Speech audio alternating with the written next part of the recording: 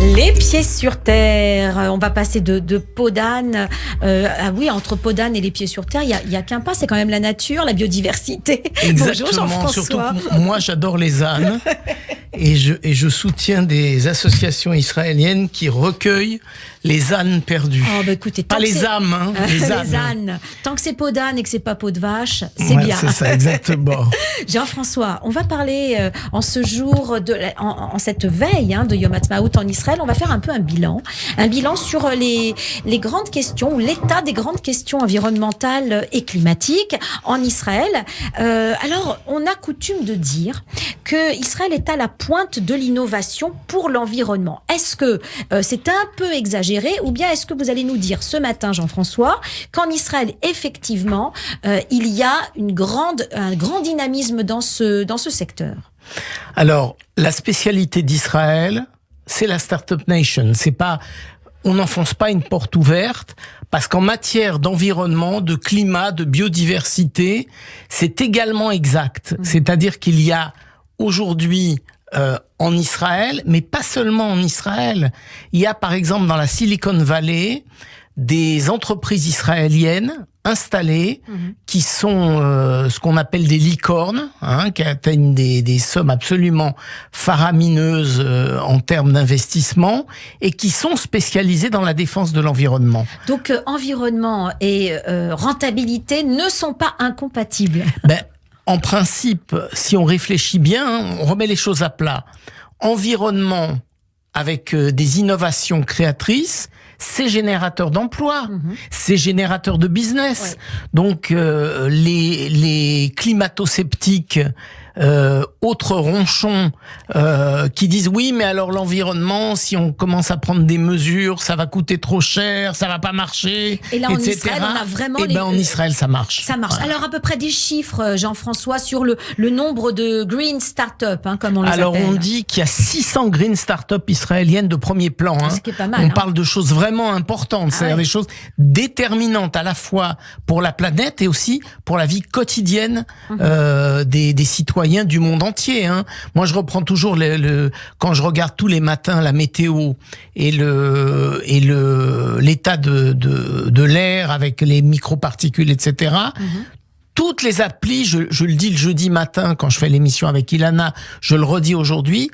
Toutes les applis météo ont intégré Breezometer, le petit éléphant israélien qui donne l'état de l'air en temps réel. Les pics de pollution, les pics de pollution. Les pollutions à quel type d'éléments? Et tous les types de pollution traités par nature. Ouais. On dit qu'il y a 560 groupes d'investisseurs mondiaux dans les compagnies vertes israéliennes. Il y a plus de 20 instituts de recherche universitaires.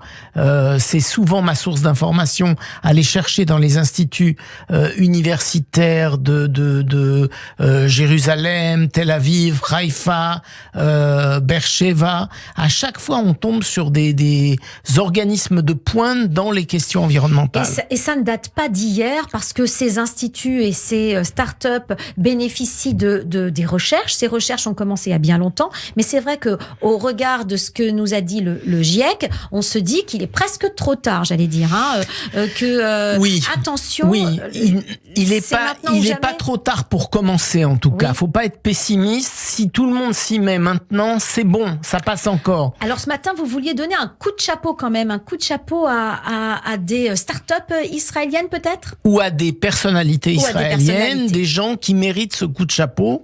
Et on va commencer par un nom que personne ne connaît. Il est enseignant, chercheur à l'université hébraïque de Jérusalem, et c'est le seul membre israélien du groupe d'experts du GIEC. Justement.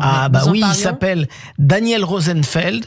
Donc, à l'université hébraïque de Jérusalem, il est à l'Institut des sciences de la Terre et il a été l'un des principaux auteurs du chapitre consacré aux changements intervenant dans le cycle de l'eau dans les rapports du GIEC. Donc c'est le spécialiste des changements intervenant sur l'eau à l'intérieur de tous les rapports du GIEC. C'est à lui qu'on fait appel.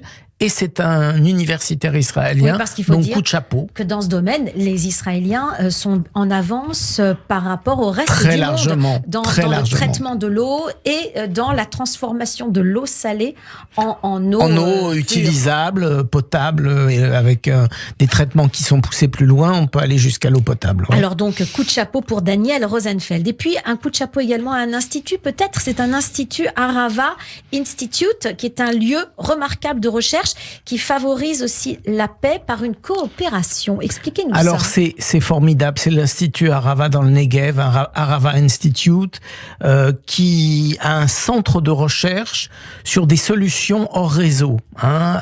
Out of grid, les solutions hors réseau, c'est pratiquement toute la planète. Si on sort des endroits où des réseaux sont installés, des réseaux électriques sont installés, des réseaux d'eau sont installés, mais il y a des énormes plages de désert de réseaux, c'est-à-dire des endroits où il n'y a pas du tout de réseau. Ça peut être en Afrique, ça peut être dans certains coins de l'Asie, des déserts, des endroits où les gens sont nomades. Et ce centre de recherche trouve des solutions qui sont hors réseau. Donc, par exemple, tous les nomades de la Terre peuvent être intéressés par cela.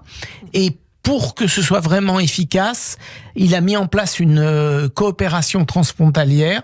Ça concerne les populations jordaniennes et palestiniennes, essentiellement.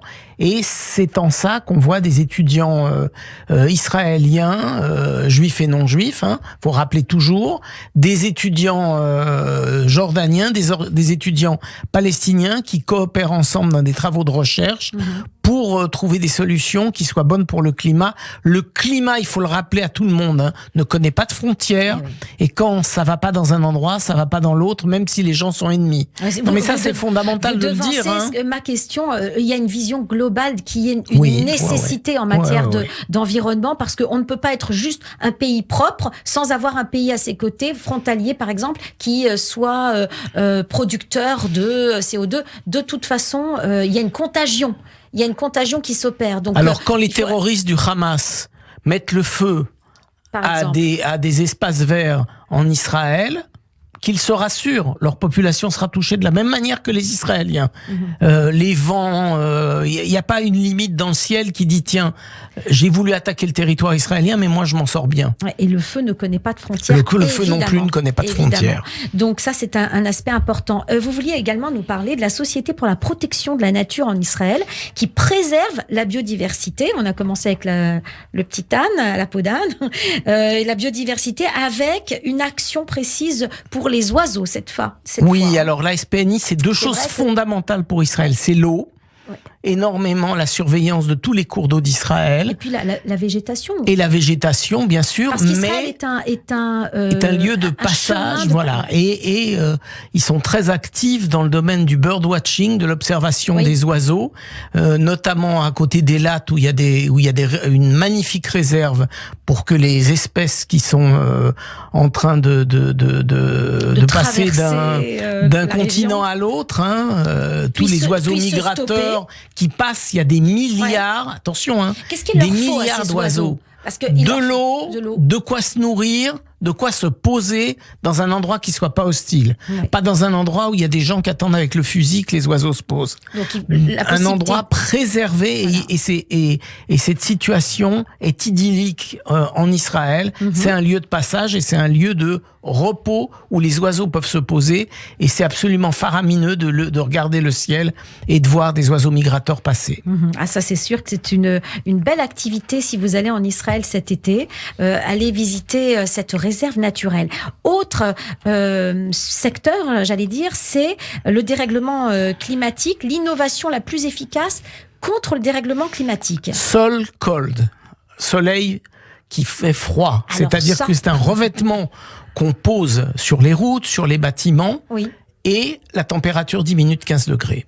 Extraordinaire. Le revêtement fait baisser la température de 15 degrés quand il y a le rayonnement du soleil. C'est-à-dire que ça inverse le système. On n'a pas le temps là de développer, mais c'est effectivement très efficace. C'est testé en temps réel sur le terrain et ça marche. Oui, alors ça c'est une innovation israélienne. Et puis autre élément, la plus terre à terre cette fois, des actions. Et ça c'est pour les particuliers. C'est oui, vrai que... Home Biogaz. Alors Home Biogaz, c'est aussi bien vos toilettes que les déchets de votre cuisine deviennent du gaz pour pouvoir alimenter une petite plaque de cuisson qui est livrée avec le produit. C'est tout à fait à la portée d'une famille, c'est autour de 1 000 €, donc c'est à la portée d'une famille. Bon. Alors on va aller un petit peu vite parce que dans un instant on va entendre le retentissement de la sirène du Yom HaZikaron. Juste pour terminer, Jean-François, pour les bouts de chou, vous vouliez faire toujours cette petite minute pour les défenseurs de la planète qui ont moins de... Alors on commence par un homme de 95 ans, Sir David Attenborough, vient de recevoir le titre de champion de la Terre, et je dis pour les bouts de chou, si vous voulez être les futurs champions de la Terre, que vos parents vous emmènent en Israël, allez voir les écoles de terrain de la SPNI et vous trouvez votre vocation pour la planète. Sir David Attenborough, 95 ans, et les bouts de chou, même combat pour la planète. Et on va dire Chag Sameach, bonne fête à Israël. Merci Jean-François. Retrouvez Radio J sur notre page Facebook.